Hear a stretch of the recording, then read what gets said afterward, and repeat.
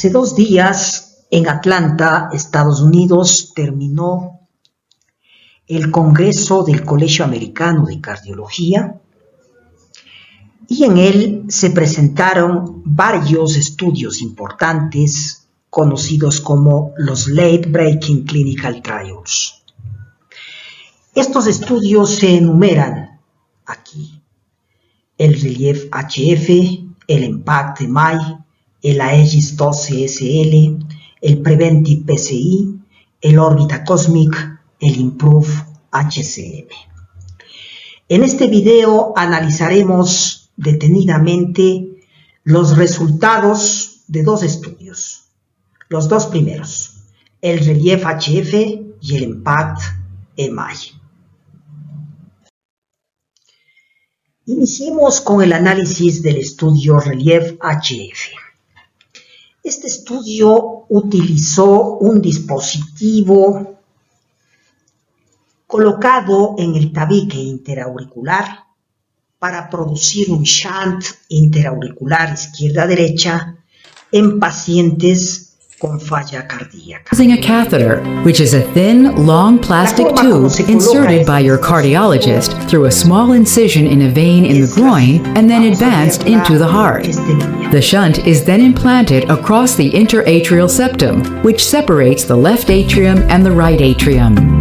As pressure rises in the left atrium, the V-Wave interatrial shunt is designed to allow a small amount of blood to flow from the left atrium to the right atrium, thereby lowering pressure in the left side of the heart and lungs. The shunt flow may increase with rising pressure due to exercise or fluid retention from heart failure. The results of the Relieve HF research study may demonstrate potential benefits of the V-Wave interatrial shunt, including helping patients feel better, stay. The shunt flow may increase with rising pressure due to exercise or fluid retention from heart failure.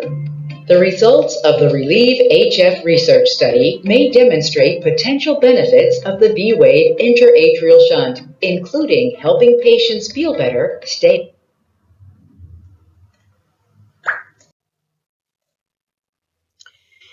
El mecanismo fisiológico que justifica el uso de este dispositivo es como sigue. Un volumen óptimo es desviado desde la aurícula izquierda hasta la aurícula derecha. Esto reduce la presión telediastólica ventricular izquierda y la presión auricular izquierda, por lo que seguramente mejora la función ventricular izquierda.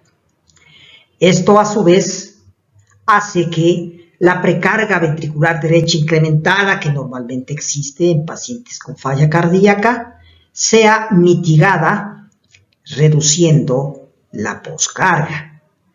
Esto es el mecanismo propuesto para justificar el uso de dicho dispositivo. El estudio Relief HF es un estudio que reclutó a 508 pacientes de 74 años de edad, 64% varones, en 94 sitios de Norteamérica, Europa, Israel, Australia y Nueva Zelanda, para someterse a un procedimiento shunt, 250 pacientes, o a un procedimiento placebo, 258 pacientes. La elegibilidad requirió que la falla cardíaca sea sintomática a pesar de terapia médica guiada por las guías óptima, con al menos una hospitalización por falla cardíaca en el año previo o péptidos natriuréticos elevados. El punto final primario de efectividad, como ustedes pueden apreciar acá, fue muerte de cualquier causa, trasplante cardíaco o artefacto de asistencia ventricular izquierda, hospitalizaciones por falla cardíaca, empeoramiento de eventos de falla cardíaca ambulatoria, calidad de vida. El punto final de seguridad fue eventos cardiovasculares o neurológicos adversos mayores relacionados con el artefacto a 30 días, comparado a un objetivo de ejecución preespecificado. Las evaluaciones de efectividad incluyeron el cuestionario de Kansas City, que valora la calidad de vida, realizados en la línea de base 1, 3, 6 y 12 meses, y ecocardiografía transtorácica en la línea de base y 12 meses después de la randomización. El RELIEF-HF es un estudio controlado, placebo procedimiento, de un shunt interauricular con un artefacto llamado Venturi en pacientes con falla cardíaca avanzada, tanto con fracción de eyección preservada como con fracción de eyección reducida.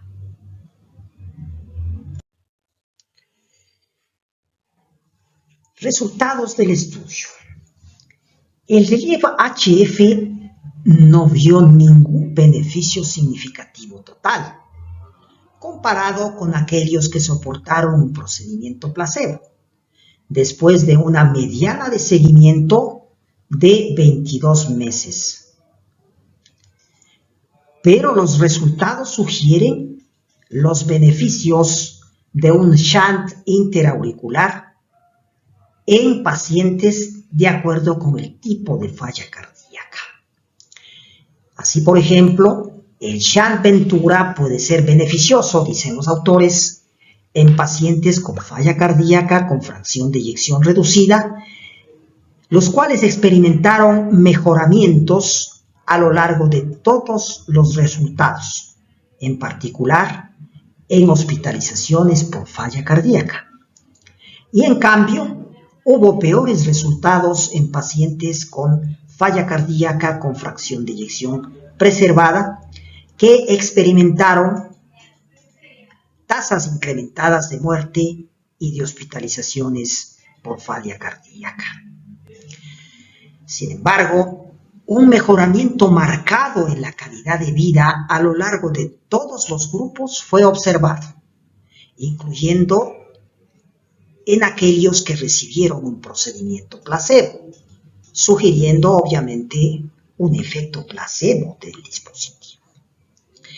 El cambio desde la línea de base hasta un año fue de 9.5 versus 10.2, con un valor P no significativo de 0.74. Adicionalmente, para el resultado de seguridad primario,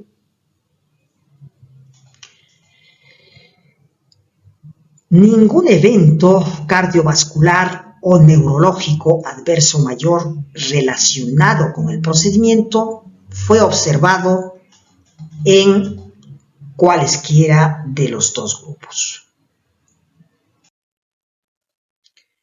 Comentario. 1. Hubo un potente efecto placebo que se evidenció en el hecho de que la calidad de vida mejoró en los pacientes con falla cardíaca y fracción de eyección preservada, que tuvieron mayor probabilidad de ser hospitalizados por falla cardíaca y hubieron reducido su supervivencia después del tratamiento con el shunt. 2. El estudio no fue poderoso para mostrar diferencias en los dos tipos de falla cardíaca, y los resultados en este sentido son solamente exploratorios, pues el análisis en que se concluyó el efecto beneficioso de este dispositivo en falla cardíaca con fracción de eyección reducida fue secundario, dados los resultados nulos del análisis del punto final primario. 3. Resulta difícil mostrar beneficio cuando todos los pacientes, incluidos aquellos del grupo de no intervención, están en terapia médica óptima de falla cardíaca basada en la evidencia para falla cardíaca con fracción de eyección preservada y emergente para falla cardíaca con fracción de eyección reducida. 4. Los investigadores excluyeron a aquellos pacientes con hipertensión pulmonar, pero nosotros conocemos que la condición sine qua non para el diagnóstico de falla cardíaca con fracción de eyección preservada es el exagerado incremento de las presiones arteriales pulmonares durante el ejercicio.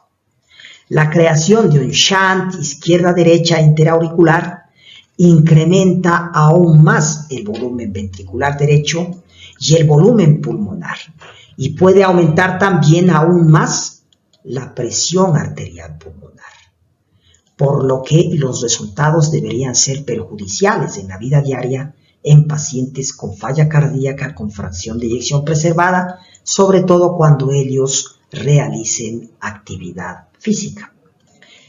Debería, por tanto, investigarse con mayor profundidad esta interacción entre el shunt, ventrículo derecho y presión de la arteria pulmonar. 5. Es plausible, dicen algunos, sin embargo, que se haya realizado un procedimiento sham en el grupo control, lo que debería ser replicado en todos los estudios posteriores de dispositivos en general.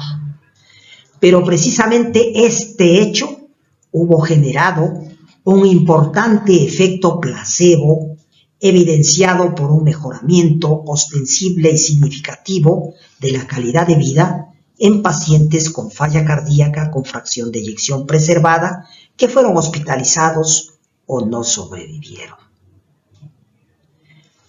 Por tanto,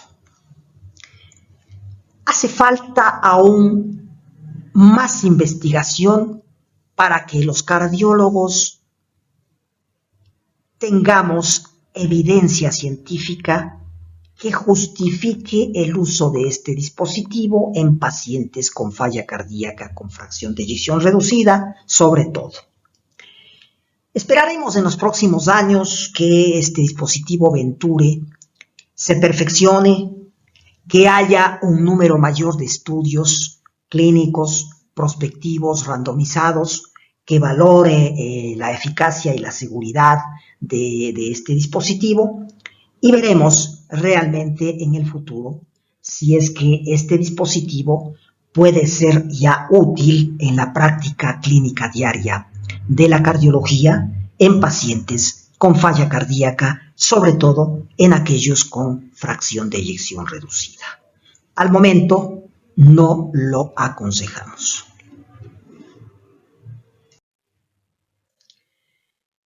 El segundo estudio que se presentó en este congreso del Colegio Americano de Cardiología en Atlanta es el estudio EMPACT-MI. Este estudio fue publicado simultáneamente con su presentación en la revista The New England Journal of Medicine el día en que se lo presentó en el Congreso de Atlanta.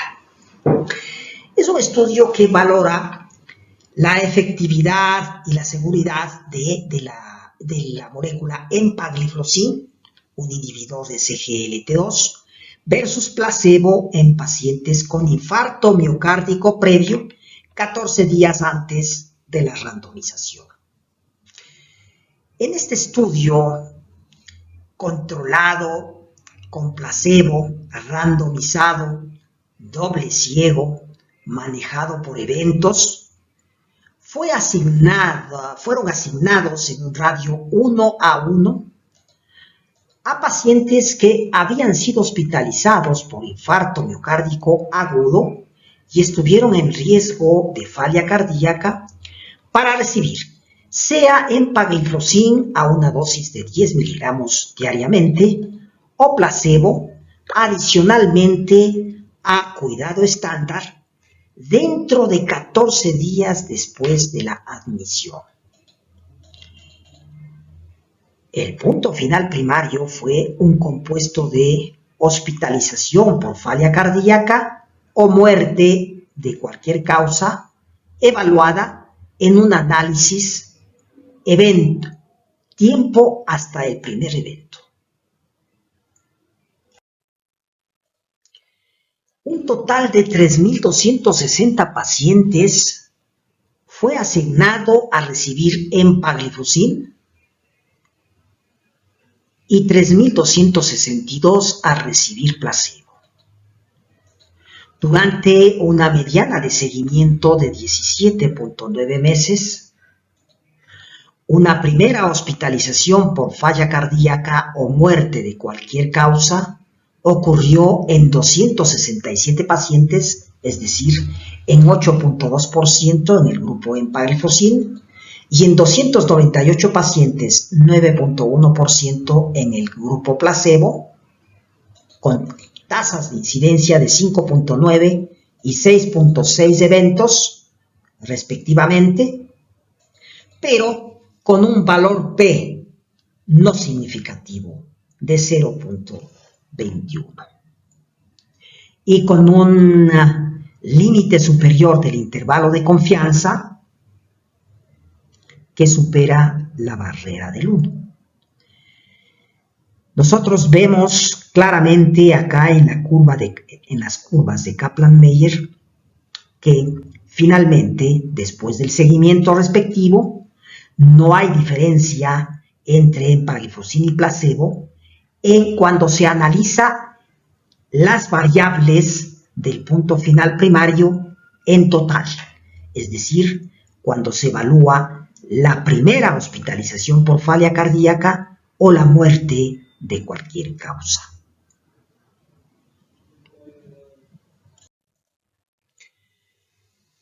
Cuando nosotros analizamos, sin embargo, los componentes individuales del punto final primario,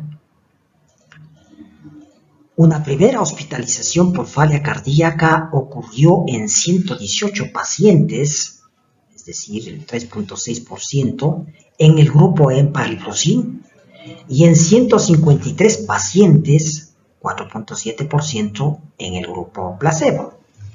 Habiendo en este análisis una reducción de un 23% de primera hospitalización por falla cardíaca y teniendo el límite superior del intervalo de confianza del hazard ratio un valor inferior a 1. Vemos nosotros en las curvas de Kaplan-Meier que estas curvas se separan ya.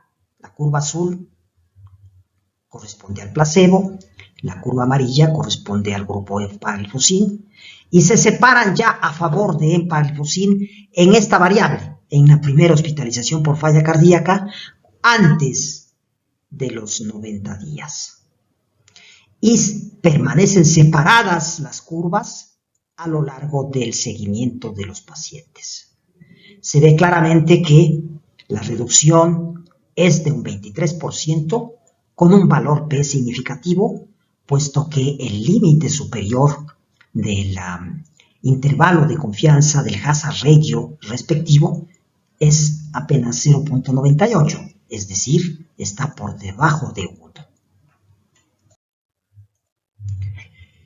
Cuando se analizó la segunda variable del punto final primario, la muerte de cualquier causa, esta ocurrió en 169 pacientes en el grupo empagliflozin, es decir, un 5.2% de ellos fallecieron, y en 178 pacientes, el 5.5% de pacientes en el grupo placebo.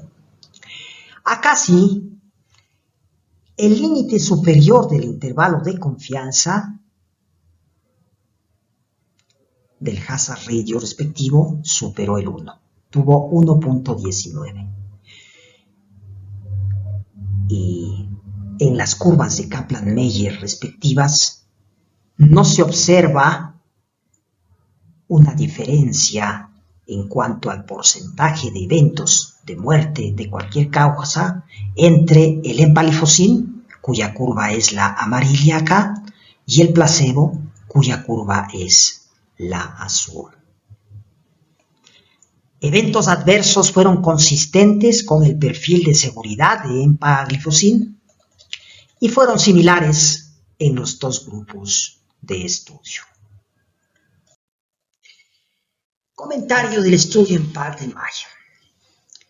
Ciertos factores pueden haber contribuido a la falta de un efecto sobre el punto final compuesto primario de empagliflozin en el estudio EMPACT-MI. Así, por ejemplo, muertes de cualquier causa constituyeron aproximadamente el 52% de los eventos de punto final primario y ocurrieron en un porcentaje similar de pacientes en los dos grupos de estudio. Por diseño, los autores enrolaron a pacientes pronto después de infarto miocárdico agudo, en un periodo en que varios mecanismos de mortalidad pueden no ser susceptibles de modificación con la inhibición SGLT2. Estos incluyen causas cardíacas y no cardíacas. Entre las causas cardíacas, por ejemplo, la trombosis de stent, el infarto miocárdico recurrente, complicaciones mecánicas y arritmias ventriculares relacionadas con SCARA, que se presentan y que generan mortalidad en los primeros 30 días. Y causas no cardíacas que también pueden generar un incremento de la mortalidad en los primeros 30 días. Estos mecanismos de mortalidad no pueden ser alterados por la inhibición SGLT2. Segundo comentario. El tamaño de la muestra en este estudio fue incrementado debido a bajas tasas de eventos de punto final primario en el transcurso de la realización del estudio. Esto podría deberse a varios factores. El uso amplio de terapias médicas óptimas, el acceso oportuno a revascularización de infarto miocárdico. Después de infarto miocárdico, el 90% de pacientes soportó revascularización temprana, y la enfermedad por coronavirus del año 2019. La pandemia de coronavirus del año 2019, tanto como guerras regionales en determinados sitios donde se realizaba el estudio.